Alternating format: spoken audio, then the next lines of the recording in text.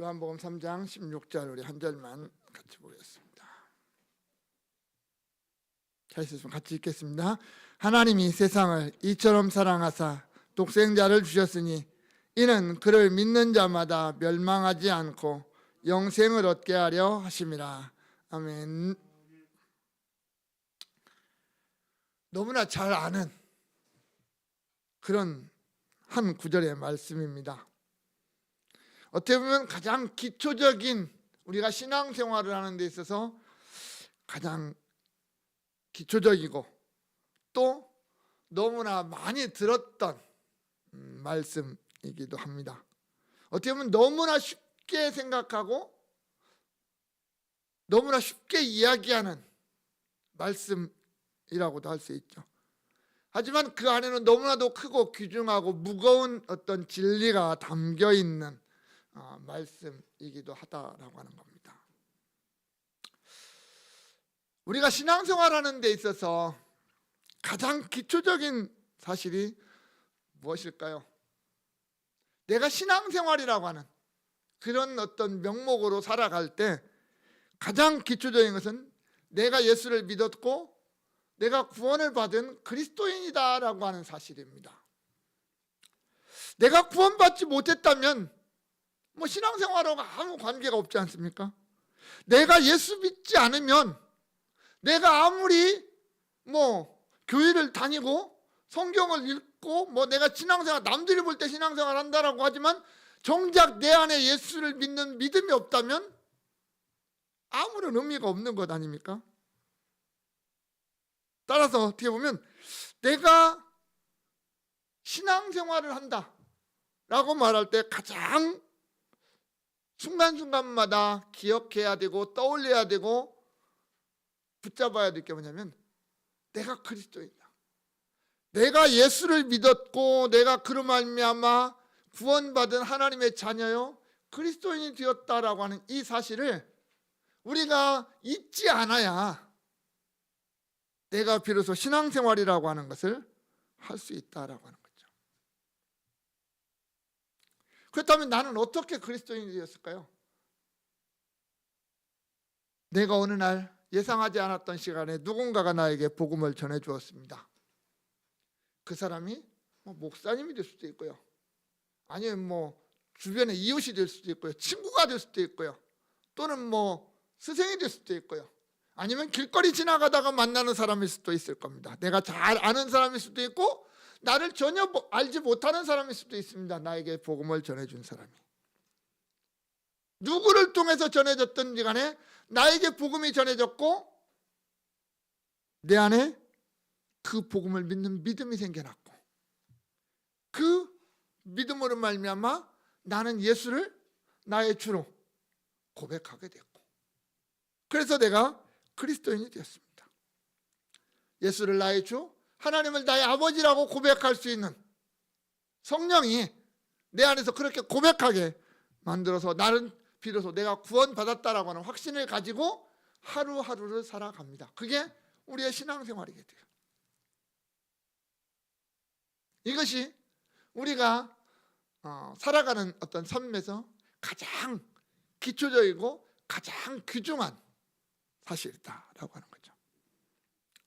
사실 오늘 본문은 요한복음 3장 16절은 작은 복음이라는 별명 또는 복음서 안에 있는 복음이라고 하는 별명을 가지고 있는 그런 구절입니다. 교회를 조금만 다녔다라고 하는 사람들은 다 알고 웬만한 사람들은 다 암송할 수 있는, 암송하고 사는 그런 구절이 오늘 본문입니다. 그런데 이 본문의 말씀이 많이 오해되고 있기도 합니다. 사실은 너무 쉽게 생각하다 보니까 모든 사람이 구원을 받을 수 있는 만인 구원론이나 보편적 구원론이라고 하는 이런 하나님은 이 세상의 모든 사람을 다 구원하신다라고 하는 이런 오해를 낳기도 했다라고 하는 거죠. 왜 그럴까요?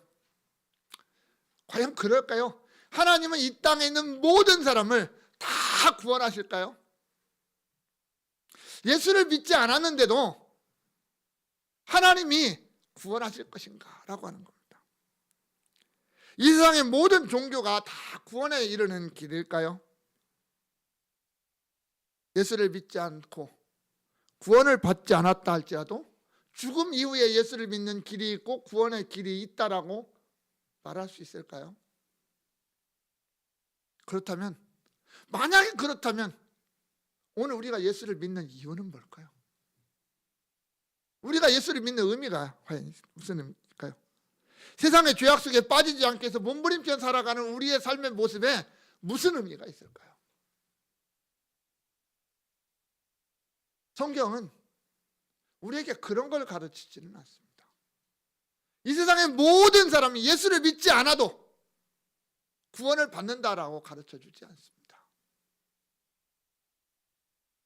오늘 본문은 내가 구원을 받은 이유, 내가 하나님의 자녀가 되는 가장 기본적인 것이 뭐냐면 하나님의 사랑 때문이다, 이렇게 말을 합니다. 하나님의 사랑 때문이다. 특히 사도 요한이 이 하나님의 사랑을 참 많이 강조하고 또 강조를 합니다. 이 사랑이라는 걸 참 많이 강조하는데, 그래서 요한일서 4장 16절에 보면 하나님은 사랑이시다라고까지 고백을 합니다. 하나님은 사랑이시다. 그래서 사도 요한을 가리켜서 사랑의 사도라고 하는 별명을 붙여놓을 정도로 그런 사랑을 많이 강조합니다. 그런데 이 하나님의 사랑을 너무 강조하다 보니까 자꾸 엉뚱한 데로 가는 겁니다. 오늘날 많은 사람들처럼 생각하는 것처럼 하나님의 사랑을 그렇게 강조해버리면 내가 받은 구원이 너무나 값어치 없는 것이 되고 말아요.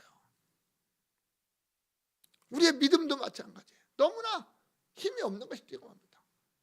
내가 어찌되든지 간에 하나님의 사랑이라고 하는 이것만 강조를 하다 보니까 사랑 듣기는 참 좋은데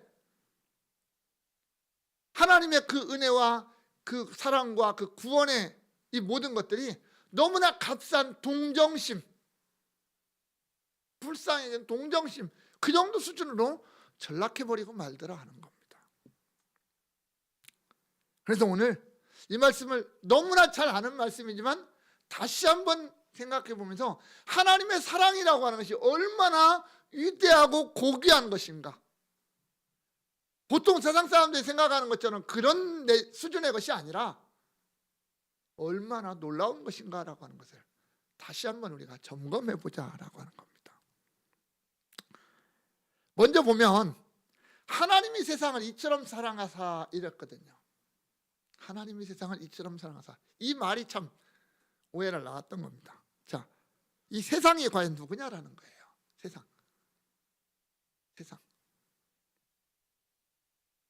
유대인들을 가리키는 것일까? 아니면 아브라함의 혈통을 가리키는 것일까?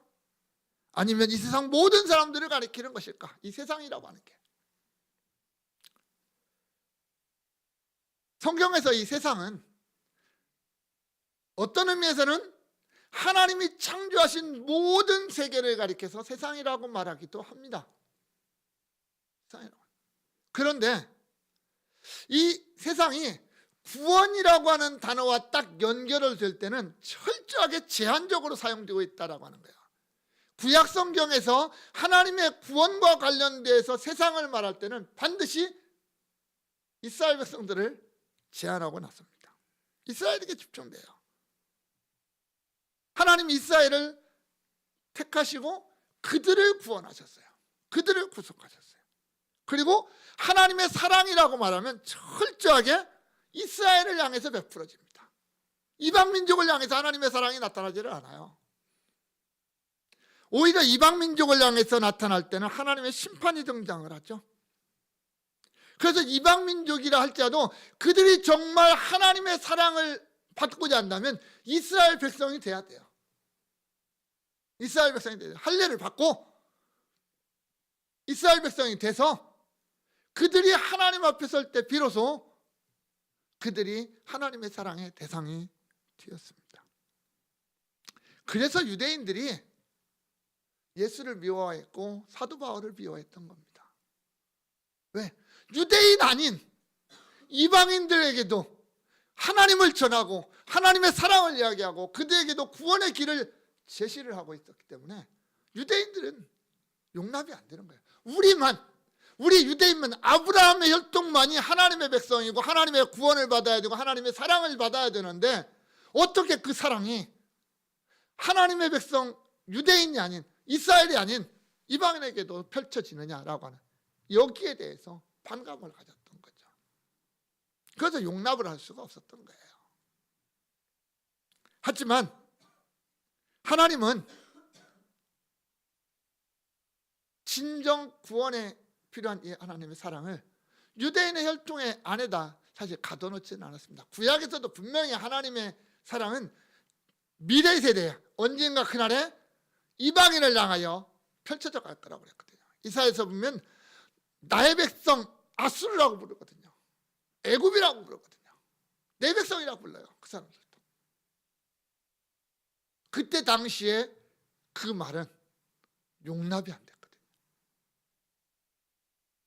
그래서 오늘날도 유대인들은 내 백성 아수르라고 말하니까 자존심이 상해서 아수르 안에 있는 내 백성이라고 성경을 해석을 해버립니다. 애굽에 있는 내 백성이라고 해석을 해요. 그래서 철저하게 자기들만 하나님의 백성이다 이렇게 주장을 하거든요. 그런데 하나님은 그렇게 말씀하지 않는다는 거죠. 그날에 하나님의 나라는 그렇게 확장되어져 갈 거다라고 말합니다. 신약 성경으로 건너오면 더 분명하게 나타납니다. 신약 성경에 등장하는 세상은 물론 피조세계 전체를 말합니다. 그러나 마찬가지로 그 안에 있는 하나님의 택한 백성들, 그들을 가리키고 있는 용어가 세상이라고 하는 겁니다. 물론 하나님이 이 세상 모든 사람에게 구원의 문은 열어놓으셨습니다. 구원의 문은 열어놨지만 그 모두를 다 구원하시지는 않는다라고 하는 겁니다. 하나님은 모든 사람이 구원을 얻고 진리를 아는 데 원하시지만 모든 사람들이 다 그렇게 되지는 않더라라는 겁니다. 그렇다 해서 하나님의 사랑이 요만큼밖에 안 돼서 그만큼만 구원하시느냐? 그건 아닙니다. 하나님의 사랑이 좀 쪼잔해서 그 일부만 구원하실 능력이 그 정도밖에 안 되느냐? 그건 분명 아닙니다. 그럼에도 불구하고 하나님의 사랑은 이 세상 모든 사람을 향하여 다 사랑하신다 라고 말하기는 좀 어렵습니다. 어떤 면에서는 모든 사람을 다 사랑하신다라고 말할 수도 있습니다. 그러나 구원에 관련돼서는 철저하게 하나님의 택한 자들, 하나님의 선택한 자들, 부르심을 받은 자들, 성령으로 말미암아 그 안에 예수 그리스도를 나의 주라고 고백하게 하신 그들을 사랑하시더라라고 하는 겁니다. 그래서 하나님은 철저하게 자기 백성을 향한 역사를 펼치시고 자기 백성과 함께하는 역사를 이루어 가시고 자기 백성들을 통해서 당신의 위대한 역사를 나타내시더라는 겁니다. 세상의 모든 사람들을 통해서가 아니라 내 백성을 중심으로 내 백성 때문에 역사를 하는 거예요. 구약의 애굽, 아수르, 바벨론, 페르시아, 헬라, 로마 이런 모든 나라들이 왜 존재했을까? 우리가 성경의 입장에서 본다면 그것은 철저하게 예수와 예수를 믿는 자들, 그 전으로 따지면 이스라엘 백성들을 위해서 존재했다라고 하는 거죠. 하나님의 백성 이스라엘의 역사를 위해서 그 주변에 그 많은 강대국들이 존재했고 사용되었고 사라져갔습니다. 그게 하나님의 역사라는 거죠. 그 하나님의 사랑이 얼마나 큰지 우리가 예배 시작하면서 불렀던 찬송가 304장에 보면 하늘을 두루마리 삼고 바다를 먹물로 삼는다 할지라도 그걸 다 기록할 수 없다라고 말했습니다. 하나님의 사랑의 크기, 그것은 너무나도 크고 너무나도 광대하기 때문에 이 세상에 지나갔던 사람, 지금 있는 사람, 앞으로 이 세상에 존재할 모든 사람들을 다 품어주고 그들을 능히 구원하실 만한 그러한 사랑입니다. 그만큼 큽니다. 그러나 그 큰 사랑이 그 모든 사람들에게 동일하게 적용되지는 아니하고 오직 하나님 자기 백성들에게 적용된다라고 하는 거죠. 이 큰 사랑이, 그 광대한 사랑이 바로 누구에게? 나에게 나타났다라고 하는 겁니다. 나에게. 하나님의 공동체, 교회를 향해서 나타났다라고 하는 거죠. 저 세상 속에서 하나님을 알지 못하는 자들 향해서, 죄악 속에서 영원한 멸망을 향해 달려가는 자들에게 하나님의 사랑이 나타나는 게 아니라, 비록 그 안에서 살았지만 그래도 너는 내 거야 라고 말씀하시는 그 사람들에게만 하나님의 사랑이 나타나더라라고 하는 겁니다. 고대 신학자였던 신학자이자 철학자였던 이 어거스틴이라고 하는 사람이 참 기가 막힌 말씀을 한마디 해놨더라고요. 하나님의 사랑이 얼마나 지독하냐. 하나님은 이 세상에서 사랑할 만한 사람이 단 한 사람, 나밖에 없는 것처럼 나를 사랑하셨다, 이렇게 말합니다. 이 지구상에 수억 명이 살아가고 수백억 명이 지나갔지만 하나님은 나밖에 사랑할 사람이 없는 것처럼, 이게 나 한 사람에게 그 모든 사랑을 집중해서 그 모든 사랑을 다 쏟으셨다라고 하는 거죠. 그게 바로 내가 받은 사랑입니다. 이게 작은 사랑입니까? 우리가 청춘 남녀가 연애를 할 때 그 한 사람을 향해서 내 사랑을 다 쏟잖아요. 그렇지 않으면 뭐가 되죠? 바람난 게 됩니다. 우리가 말하는 바람난 게 불륜이 되잖아요. 내 아내, 내 남편, 거기에 내 전 사랑을 다 쏟잖아요. 이 세상에 한 사람밖에 없으니까, 내 아내가 하나밖에 없으니까 거기에 내 사랑을 다 쏟는 거 아닙니까? 내 남편 하나니까 거기 다 쏟는 거잖아요. 마치 그렇게 하듯이 하나님이 나를 향하여 그 모든 사랑을 쏟아붓는다, 이렇게 표현하고 있는 거예요. 이 세상에 나보다 잘난 사람 얼마나 많고 나보다 가진 사람 얼마나 많습니까? 나보다 능력 있고 재능 많은 사람 얼마나 많습니까? 그런데 그 사람들 다 제껴두고 나처럼 못나고 나처럼 연약하고 부족한 나 하나, 정말 어떻게 보면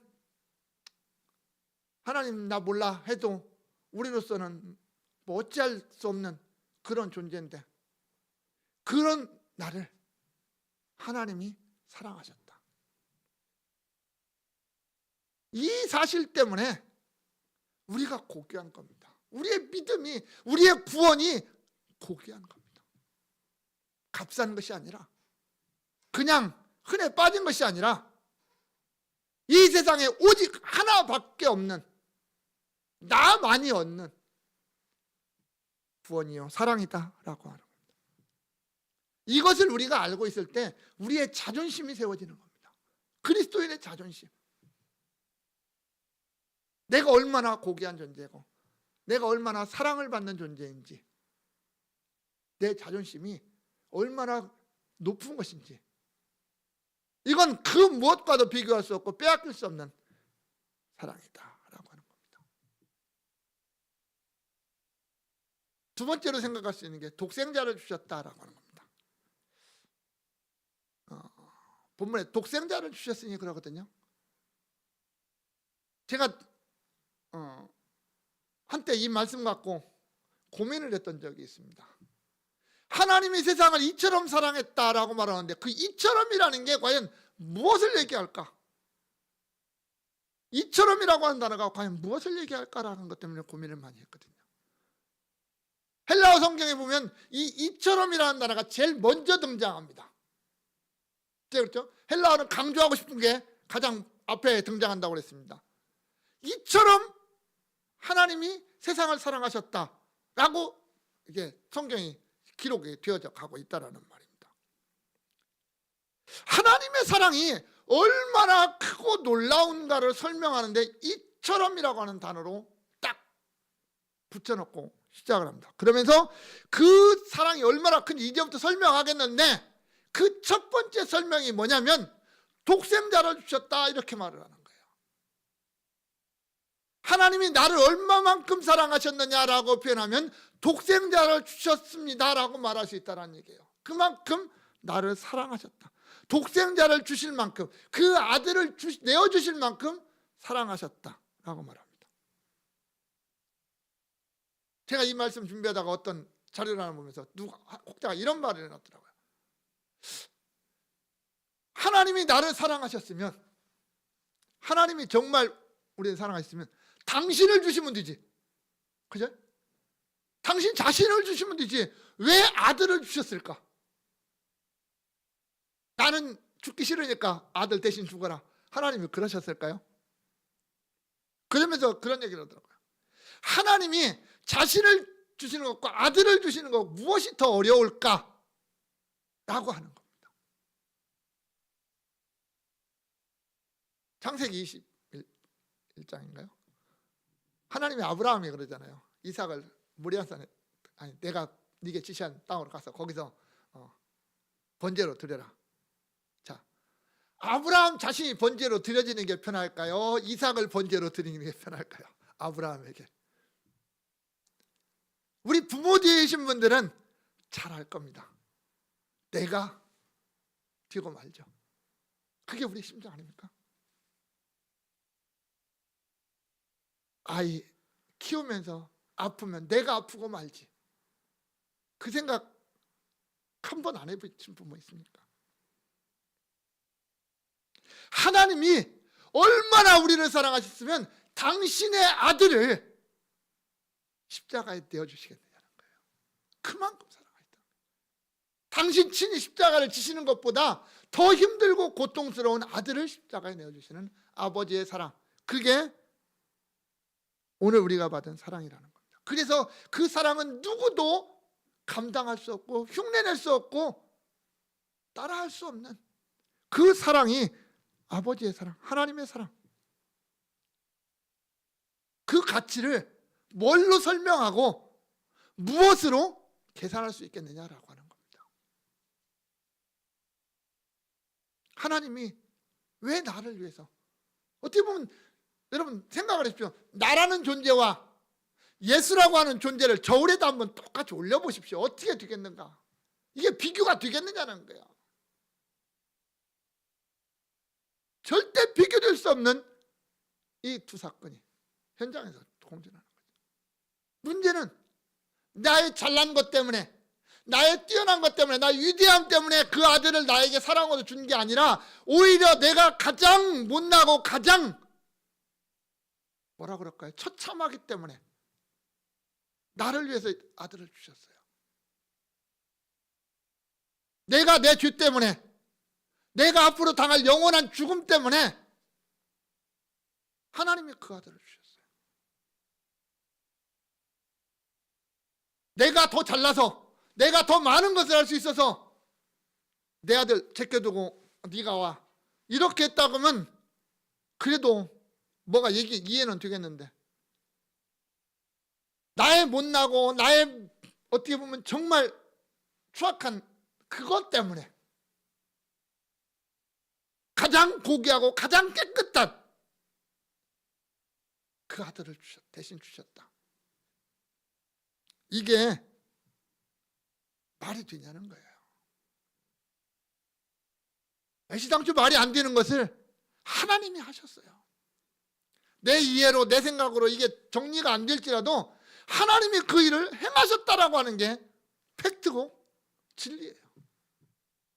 누가 부인을 해도, 누가 아니라고 말해도 소용없는, 지구상에서 일어났던 진리 가운데 진리라는 거죠.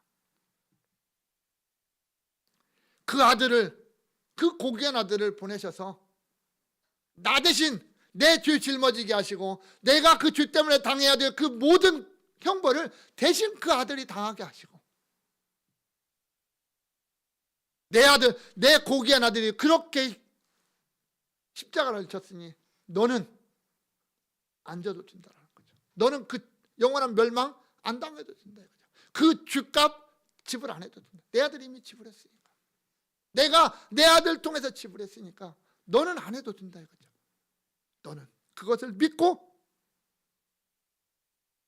내 자녀가 되는 거죠. 그게 하나님이 우리에게 주신 아들의 의미 아닙니까?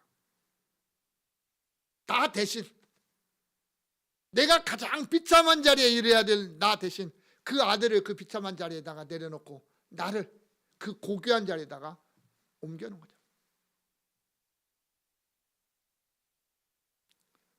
그 하나님의 사랑을 입은 자가 나라는 말입니다. 그런 아들을 내어주는 사랑을. 나에게 아무런 대책도 없고 아무런 해결 방안이 없을 때 하나님 스스로가 그렇게 우리에게 사랑이라고 하는 결정체를 그 아들을 통해서 우리에게 보내주셨다라고 하는 거죠. 결국 예수 그리스도가 나를 위해서 세상에 오시고 나를 위해서 십자가를 지고 죽으시고 나를 위해서 그 죽음의 권세를 이기시고 부활하심으로 말미암아 우리에게 하나님의 자녀가 되는 이 놀라운 은혜를 입게 했다라고 하는 거죠.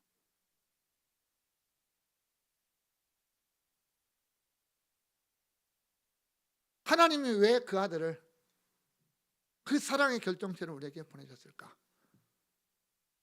세상을 이처럼 사랑하사 독생자를 주신 목적이 뭘까? 이는 그를 믿는 자마다 멸망하지 않고 영생을 얻게 하려 하심이라. 예수가 세상에 오신 목적입니다. 예수님이 십자가를 지신 목적입니다. 목적이 두 가지로 나오죠. 하나는 멸망하지 않는 것이고 또 하나는 영생을 얻는 것입니다. 이 멸망은 죽는다라는 말이죠. 이것도 사도 요한이 자주 쓰는 표현입니다. 죽는다, 파괴된다 이런 말이에요. 영원히 회복이 불가능한 상태로 빠진다라고 하는 뜻이 멸망이라는 말입니다. 다시 말하면 소망이 전혀 없는 상태, 이게 멸망입니다. 예수 그리스도 밖에 있는 자들이 맞이할 상황, 그게 멸망입니다. 예수 그리스도가 없다면 영원한 사망이요, 영원한 멸망이요, 영원한 절망만 있을 뿐이지 그들에게 소망이라고는 전혀 찾아볼 수 없고 회복될 수도 없다라고 하는 거죠. 그런데 우리 성경은 멸망하지 않는다라고 하니까 내가 우리 인간편에서 멸망하지 않는다 이런 어떤 의미로 해석이 될 수도 있도록 번역을 해놨는데, 원래는 멸망하지 않는다라는 게 내가 멸망하지 않는다라는 게 아니고 하나님이 나를 멸망시키지 않는다라는 의미입니다. 하나님이 나를 멸망시키지 않는다. 하나님을 강조하는 겁니다. 나를 강조하는 게 아니라 내가 예수를 믿었으니까 내가 구원을 얻었다 이게 아니라 하나님이 나를 예수를 믿게 하셔서 나를 멸망하지 않게 하셨다라고 하는 것이 강조되고 있다라는 말입니다. 여러분, 하나님의 공의는요, 하나님의 공의는 죄인에 대해서 반드시 멸망시키시는 분입니다. 하나님의 심판은 결코 용서라는 게 없고 정상참작이라는 게 없어요.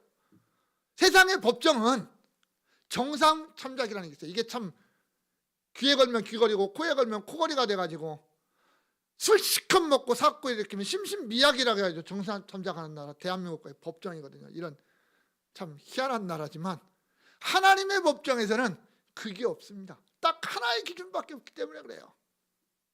너 예수 믿었느냐? 안 믿었냐? 이거밖에 없어요. 네가 내 백성이냐? 네가 나의 사랑을 입었느냐 안 입었느냐? 이거밖에 없다는 말입니다. 사랑을 입었으면 구원이고 안 입었으면 멸망인 거예요. 그냥 깨끗하게. 더 이상 정상참작이니 여진이 가명이니 이런 것도 없습니다. 하나님은 죄의 죄에 대해서는 사망이라고 하는, 영원한 멸망이라고 하는 심판을 정확히 선언하시고 그대로 집행하시는 분입니다. 그런데 그거 안 하려고 너 멸망이야, 너는 영원한 멸망이야, 요거 안 하시기 위해서 그 아들을, 독생자를 내게 주셨다니까요. 또 하나는 영생을 얻게 하겠다. 여러분, 예수 안 믿으면 영생합니까? 안 합니까? 예수 안 믿어도 영생합니다. 예수 안 믿어도. 다만 영원한 형벌을 받으면서 영생을 할 것인가, 영원한 생명을 가지고 영원한 잔치자리에서 영생할 것인가, 그거 다른 점이죠. 따라서 본문에 나타난 영생이라는 것은 영원 불멸이라는 걸 얘기하는 게 아닙니다. 본문에서 말하는 영생이라는 것은 하나님과 나와 새로운 관계를 맺어가는 것, 이게 영생입니다. 사도 요한은 이걸 아주 강조를 많이 합니다. 하나님이 나를 부르셨고 나와 하나님이 사귀고 새로운 사귐을 가지고 그 사귐의 관계가 계속 끊임없이 지속되는 것, 이것을 영생이라고 말을 합니다. 하나님이 예수를 이 땅에 보내시고 그 예수를 통해서 나와 하나님과의 새로운 관계를 맺으셨다라는 거예요. 이전에는 원수였는데, 이전에는 나와 하나님이 원수였고 관계를 할 수 없도록 중간에 담이, 내가 어찌할 수 없는 담이 쳐져 있었는데 그 아들 예수가 그 담을 헐어버리고 나와 하나님이 하나가 되고 내가 하나님 안에서 살아갈 수 있는 하나님의 백성들은 이런 관계로 새롭게 맺어지게 하셨다라는 거예요. 하나님과 전혀 관계가 없었던 길을 이제는 하나님과 핵심적인 관계를, 영원한 관계를, 영원한 사귐의 관계를, 영원한 친교의 관계를 가지게 만드셨다. 그게 영생이라는 말입니다. 물론 마지막 날에 우리가 주님 앞에 서서 주님의 영접을 받고 주님이 예비하신 영원한 천국에서 살아가는 삶, 그것이 영생을 말하는 것이기도 하죠. 그러나 우리가 이 땅에서 지금 이 시간 내가 하나님과의 관계를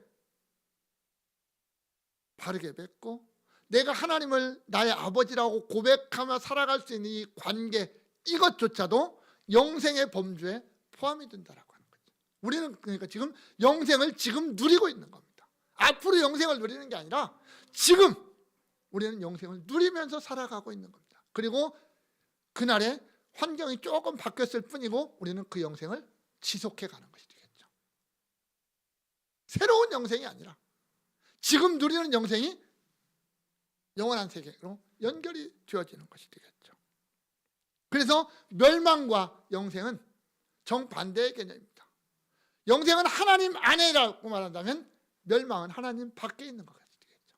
예수 그리스도 안에 있느냐 예수 그리스도 밖에 있느냐가 영생과 멸망의 차이가 되는 거죠. 그런데 영생과 멸망의 기준이 되는 게 뭐라 했냐면 믿음이에요. 오늘 그를 믿는 자마다 그랬거든요. 영생을 얻는 길은 오직 하나의 믿음이에요. 그를 믿는 거예요. 하나님이 세상을 사랑하셔서 그 아들 독생자를 나를 위해서 세상에 보내셨다라고 하는 이것을 믿는 자예요. 믿는 자. 그것을 아는 자가 아니고요. 그것을 믿는 자예요. 감정도 아니고 경험도 아니고 지식도 아닙니다. 전적으로 받아들이는 겁니다. 의지하는 것이고 나를 맡기는 것이고 그 안에서 순종하는 겁니다. 그게 믿는 겁니다. 믿는 건 단지 입으로 믿는 게 아닙니다. 감정적으로 막 흥분하는 것 이런 거 아닙니다. 또한 믿음은 한 번의 사건이 아닙니다. 내가 한 번 딱 믿고 끝나버리는 게 아닙니다. 우리는 매일매일 믿는 겁니다. 순간순간 믿는 겁니다. 내 전 영역에서, 내 삶의 전 영역에서 내 믿음을 순간순간 고백하면서 살아가는 겁니다. 입술로 고백하는 게 아니라고요. 내 삶으로 고백하는 거예요. 그래서 예수님이 그러잖아요. 나더러 주여 주여 하는 자가 천국에 들어가는 것이 아니라 다만 하늘에 계신 아버지의 뜻대로, 내 아버지의 뜻대로 살아가는 사람이 천국에 들어가는 거예요. 입술만 가지고 가는 게 아니라 우리의 모든 삶이 믿음의 삶을 살아갈 때, 그 믿음으로 모든 것이 이루어질 때, 내가 예수를 믿는 믿음 안에서 이루어질 때, 그게 우리가 영생에 들어갈 수 있는 길이라는 거죠. 뭐 주의 이름으로 선지자 노릇하고 주의 이름 부르고 귀신 쫓고 병 고치고 뭐 능력 행하고 이런 것이 중요한 게 아니다. 그런 거 못해도 상관없습니다. 내가 죽으라고 막 그냥 40일 금식하면서 기도했는데 응답 안 된다고 그래서 그게 문제가 되는 거 아니에요. 중요한 건 내 안에 정말 예수를 향한 믿음이 있는가. 내가 오늘 이 일을 어떤 하나의 일을 할 때 내가 정말 예수를 믿는 믿음 안에서 그 일을 하고 있는가. 이게 우리에게는 중요하다라고 하는 거죠. 내가 밥을 먹어도, 내가 길을 걸어가도, 내가 공부를 해도, 내가 직장에서 무슨 일을 해도 그 모든 일들이 믿음 안에서 이루어져야 된다는 거죠. 믿음 안에. 그 믿음으로 우리는 하나님의 멸망의 자리에 있지 않냐고 영생에 있는 겁니다. 내가 교회에서 뭐 많은 일을 해서 내가 뭔가 뭐 하나님을 위해서 뭔가를 해서가 아니라 그 믿음 때문에, 내 믿음 때문에 그게 된다라고 하는 거죠. 그런데도 그 믿음조차도 내 스스로 만들어내는 게 아니라 하나님이 나를 사랑하셨기 때문에, 하나님이 나를 사랑하셨기 때문에 내 안에 그 믿음을 주시는 거잖아요. 그 믿음. 사랑하는 성도 여러분, 하나님이 나를 사랑하셨다. 우리가 생각하는 그 위대하신 하나님, 그 놀라우신 하나님이 나 한 사람을 쳐다보시고 나를 사랑하셨다라고 하는 겁니다. 이 우주, 어마어마한 이 우주 가운데 어떻게 보면 먼지보다도 작은 나를 하나님이 주목하셨고 바라보셨고 나를 사랑하셨다. 내가 잘나서도 아니고 가장 못났는데, 가장 추악한데 그런 나를 사랑하셨다. 그 아들을 주실 만큼, 당신이 가장 귀한 그 아들을 주실 만큼 나를 사랑하셨다. 그리고 그 사랑으로 그 우리에게 믿음 주셔서 내가 그 예수를 믿음으로 말미암아, 내가 그 하나님을 믿음으로 말미암아 그 멸망, 하나님 밖에서 멸망하지 않고 하나님 안에서 영생하게 하셨다. 이 얼마나 위대한 사랑이고 이 얼마나 놀라운 사랑입니까?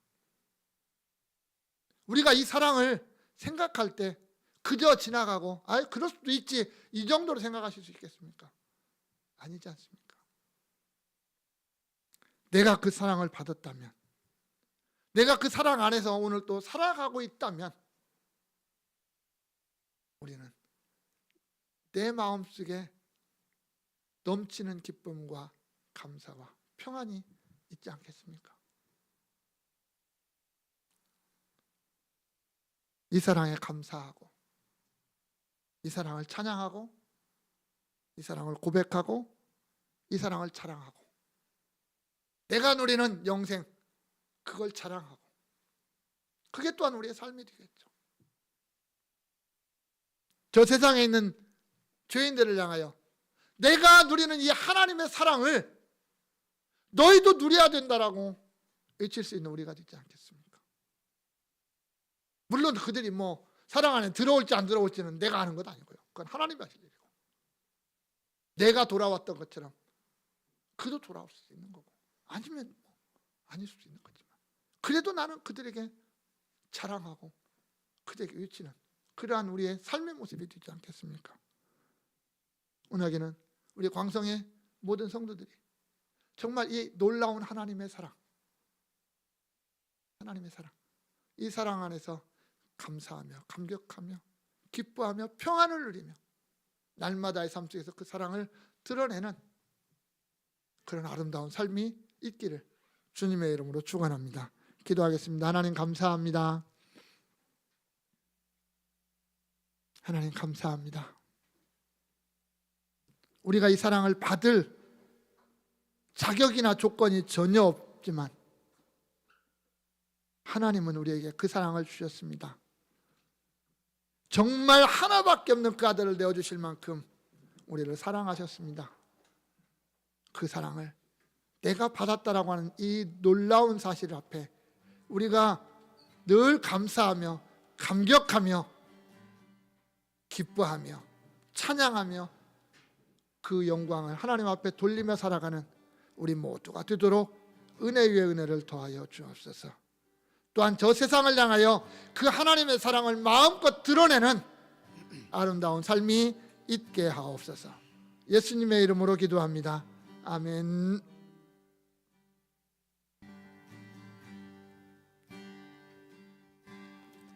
다 표현 못해도 나 표현하리라. 다 고백 못해도 나 고백하리라.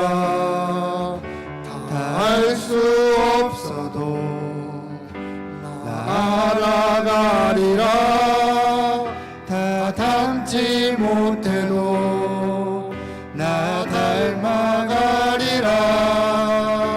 다시 한번 다 표현 못해도 나 표현하리라. 다 고백 못해도 나 고백하리라. 다 알 수 없어도 다 알아가리라. 다 닮지 못해도 나 닮아가리라. 그 사랑 얼마나 아름다운지, 그 사랑 얼마나 날 교육해 하는지, 그 사랑 얼마나 크고 놀라운지를, 그 사랑 얼마나 나를 감격하게 하는, 그 사랑 얼마나 그 사랑 얼마나 아름다운지, 그 사랑 얼마나 날 교육해 하는지, 그 사랑 얼마나 크고 놀라운지를, 그 사랑 얼마나 나를 감격하게 하는지.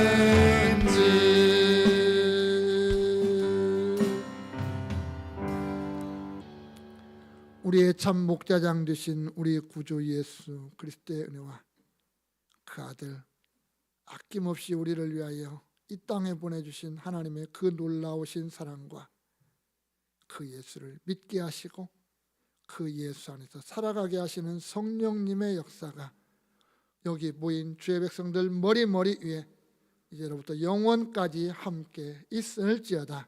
아멘.